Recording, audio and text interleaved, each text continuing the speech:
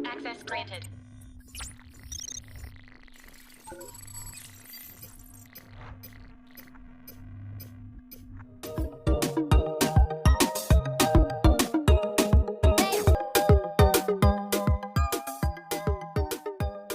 Halo guys, jadi pada video ini aku akan ngebahas tentang technopreneurship.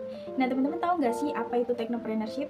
Jadi technopreneurship itu adalah pengusaha yang memanfaatkan teknologi dalam operasional perusahaannya. Nah, jadi bisa dikatakan bahwa technopreneurship itu adalah seorang pengusaha atau entrepreneur yang sudah mengikuti perkembangan zaman karena telah menggunakan teknologi dalam operasional bisnisnya seperti itu. Nah, kemudian apa sih tujuan dari mempelajari technopreneurship? Jadi tujuannya itu untuk mengembangkan suatu usaha yang telah dibangun itu dengan memanfaatkan kecanggihan teknologi.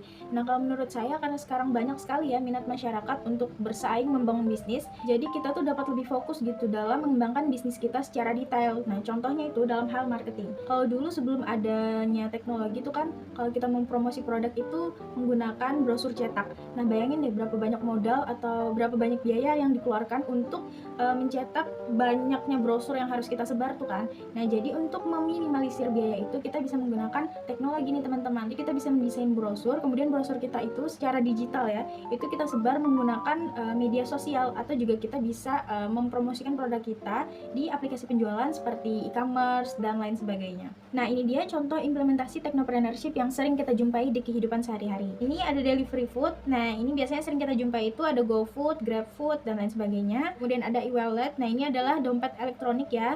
Nah, biasanya tuh aplikasinya kalau saya tuh pakainya yang Dana ya, mobile banking, kemudian juga ada QRIS seperti itu. Nah, selanjutnya juga ada Etiket. Etiket ini adalah aplikasi booking tiket gitu.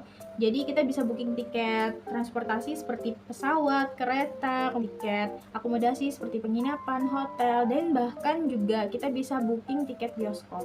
Nah, teman-teman tahu nggak sih istilah bakar duit dalam dunia startup?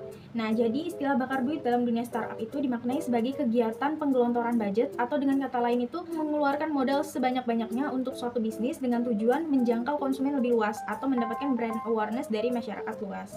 Nah, contoh dari bakar duit tadi itu kita bisa menerapkan diskon di usaha kita atau bisnis kita, misalkan diskon 50%, diskon 20%, atau kita bisa terapin juga nih voucher, misalkan pembelian produk ke 10 atau 10 kali membeli produk bisa mendapatkan gratis satu produk gitu.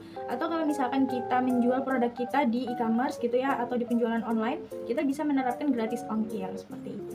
Selanjutnya teman-teman pernah dengar nggak sih yang namanya marketing mix dalam dunia bisnis, khususnya dalam bidang marketing gitu. Nah, jadi marketing mix itu adalah strategi yang digunakan oleh suatu perusahaan atau suatu bisnis untuk mencapai tujuan pemasaran mereka. Jadi dalam marketing mix itu terdapat 4 elemen penting yang disebut dengan 4P, yaitu product, price, place, dan promotion. Nah, kalau untuk produk itu, dia itu kita harus memahami kebutuhan dan juga keinginan dari pelanggan kita. Nah, kalau price itu kita tentang harga ya. Nah, harga itu melibatkan strategi penetapan harganya. Kemudian harganya itu harus kompetitif gitu, masuk akal. Kemudian juga kita bisa menerapkan diskon di harga kita itu tadi, harga produk.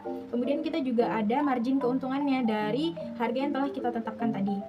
Kemudian yang place itu kita memastikan produknya itu dapat dengan mudah diakses oleh pelanggan.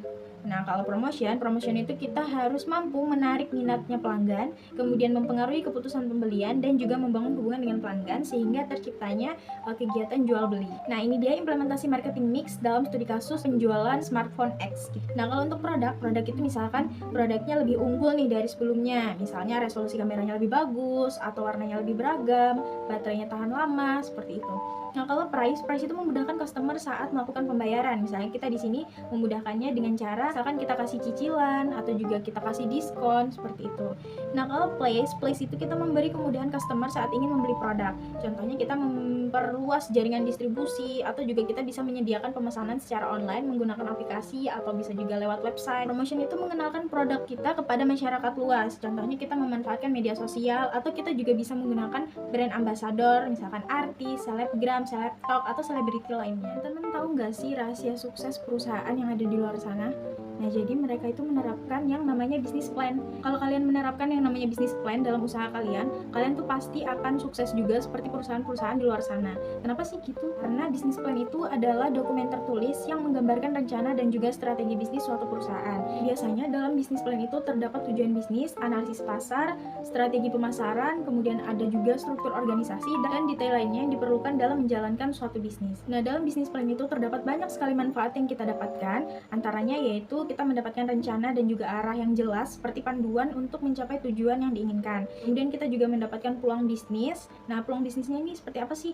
Contohnya yaitu menarik mitra bisnis. Contohnya mendapatkan investor gitu. Kemudian di sini kita bisa mengelola sumber daya. Nah, sehingga bisnis itu lebih efisien dan menggunakan modal, sumber daya manusia, waktu, serta aset dengan lebih cermat. Nah, dalam bisnis plan itu terdapat 4 kerangka penting yang harus diterapkan, yaitu konsep bisnis, keuangan, operasional, dan marketing. Nah, kalau untuk konsep bisnisnya tuh misalkan produk apa sih yang dijual, barang kah atau jasa kah? Terus apa tujuan bisnisnya? Misalkan tujuan bisnisnya itu untuk menciptakan inovasi baru gitu.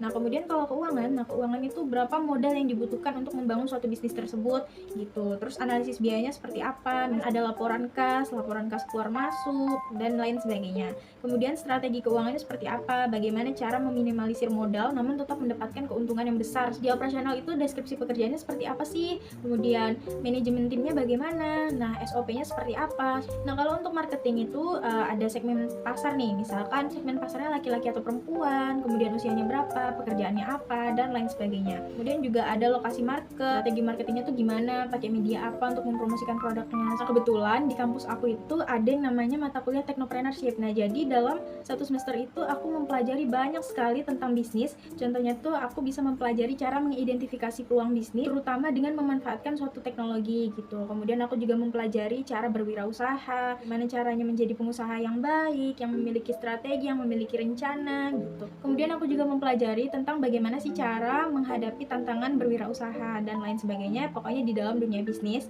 tapi dengan memanfaatkan suatu teknologi gitu. Pasti banyak sekali juga resiko-resiko yang dihadapi dalam membangun suatu bisnis gitu. Nah, mungkin itu aja yang bisa aku sampaikan ke teman-teman. Semoga materi yang aku sampaikan itu bisa bermanfaat buat teman-teman semuanya. Sebelum aku tutup, aku ada kalimat motivasi nih sedikit buat teman-teman semuanya. Jadilah pengusaha yang berani menghadapi tantangan, karena di balik setiap kesulitan akan terdapat peluang yang tak terduga yang akan mengubah hidupmu. Thanks for watching, dadah!